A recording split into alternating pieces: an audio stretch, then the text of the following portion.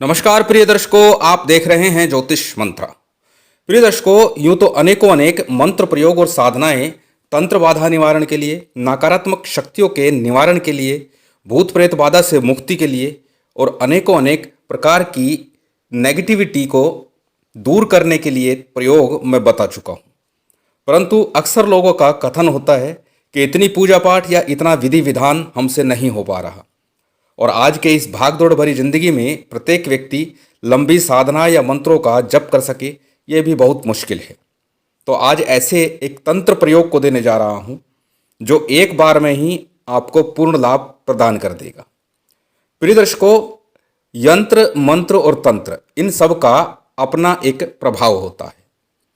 तंत्र, हमेशा बोलता हूँ, एक इंग्लिश दवा की तरह काम करता है जो शीघ्र अतिशीघ्र लाभ प्रदान करता है, जबकि मंत्र एक वैदिक या फिर कहे आयुर्वेदिक दवा के तौर पर है जो समस्या की जड़ को समाप्त कर देता है। जबकि यंत्र, जिसे धारण करने पर शीघ्र ही लाभ प्राप्त होता है, परंतु उसका लाभ धीरे धीरे दिखाई देता है। और आज हम चर्चा कर रहे हैं तंत्र प्रयोग की, जो कि आपको शीघ्र अतिशीघ्र लाभ प्रदान कर देगा। पिछले कुछ दिनों से लगातार मैं तंत्र प्रयोगों की चर्चा कर रहा हूं, क्योंकि सभी को शीघ्र लाभ चाहिए। जबकि मैं स्वयं बोलता हूं कि ज़्यादातर मंत्रों का जप श्रेष्ठ होता है तंत्र की अपेक्षा, परंतु जब हमें शीघ्र लाभ चाहिए तो तंत्र का सहारा लेना गलत नहीं है। तो आज उस तंत्र प्रयोग की चर्चा कर रहा हूं जिससे कि हमें शीघ्र लाभ मिले।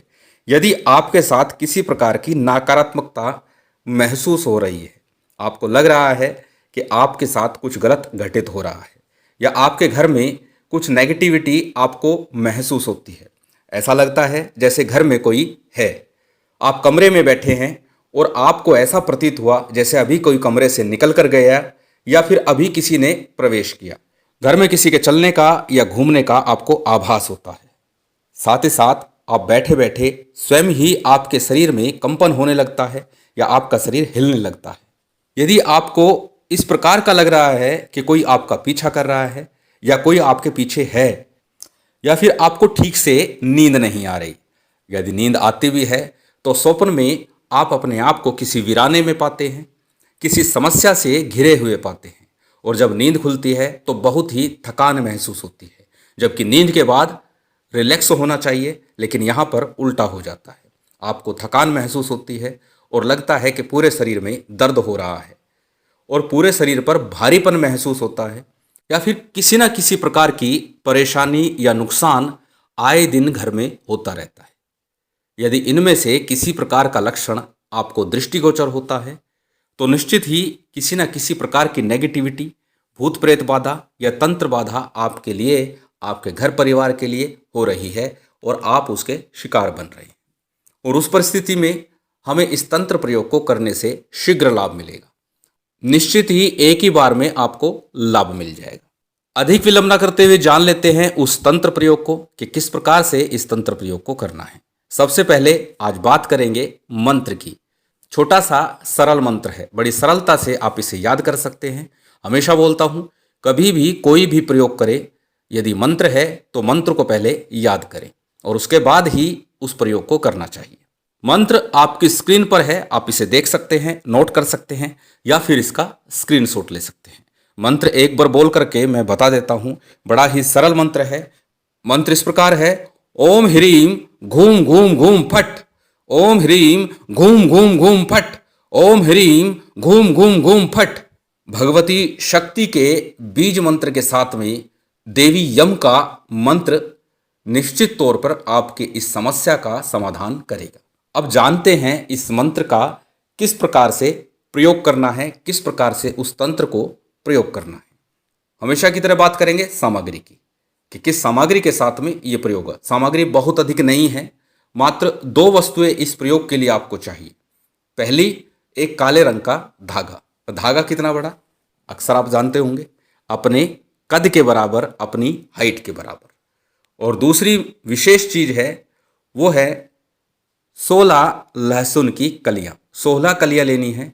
प्रिय दर्शकों, लहसुन और प्याज ज्योतिष शास्त्र में राहु केतु का प्रतिनिधित्व करते हैं, और जब भी किसी प्रकार की तंत्र बाधा हो, नेगेटिविटी हो, भूत बाधा हो, तो निश्चित ही गोचर में या जन्म पत्रिका में राहु केतु का चंद्र या सूर्य के साथ में या लग्नेश के साथ में संबंध स्थापित होता ही है। और इसीलिए यहाँ पर इस प्रयोग को हम लहसुन के साथ कर रहे हैं।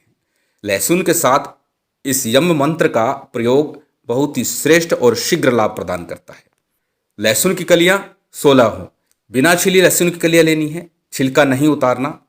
कली का तात्पर्य लहसुन का पूरा एक गुच्छा जो होता है उसमें से एक एक करके जब हम निकालते हैं उस प्रकार से पूरी एक एक करके 16 आपने उसके दाने लेने हैं, 16 आपने उसकी कलियां लेनी है।